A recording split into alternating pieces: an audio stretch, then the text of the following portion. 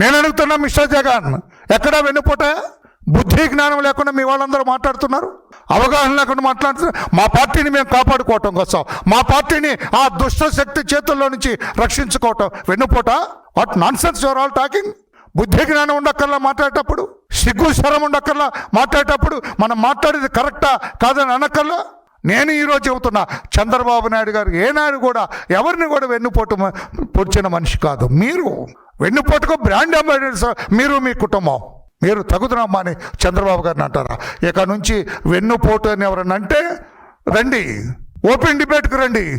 చంద్రబాబు గారు ఆ రోజున పార్టీని ఆయన చేతుల్లోకి తీసుకోకపోతే, పార్టీ నాయకులందరూ కూడా ఆ దుష్టశక్తి కబంధ హస్తాల నుంచి ఆ పార్టీని బయటకు లాగకపోతే ఏమయ్యేది? మీతో పాటు నడిచేదా ఆ పార్టీ? 1999 ఎన్నికల్లో ఆయనకు బ్రహ్మాండమైన మద్దతు ఇచ్చారు ప్రజలు, దాన్ని ఓకే అన్నారు. తెలుసా నీకు జగన్మోహన్ రెడ్డి?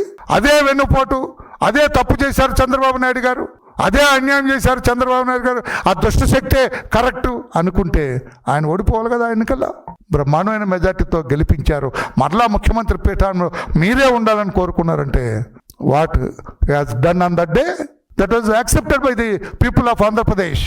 ఉమ్మడి రాష్ట్ర ప్రజలందరూ కూడా, 23 జిల్లాల ప్రజలందరూ కూడా yes you are right mister Chandrababu అని చెప్పారు. అందుకే బ్రహ్మాండమైన మెజార్టీతో ఆయన గెలిచారని చెప్పి కూడా తెలియజేస్తూ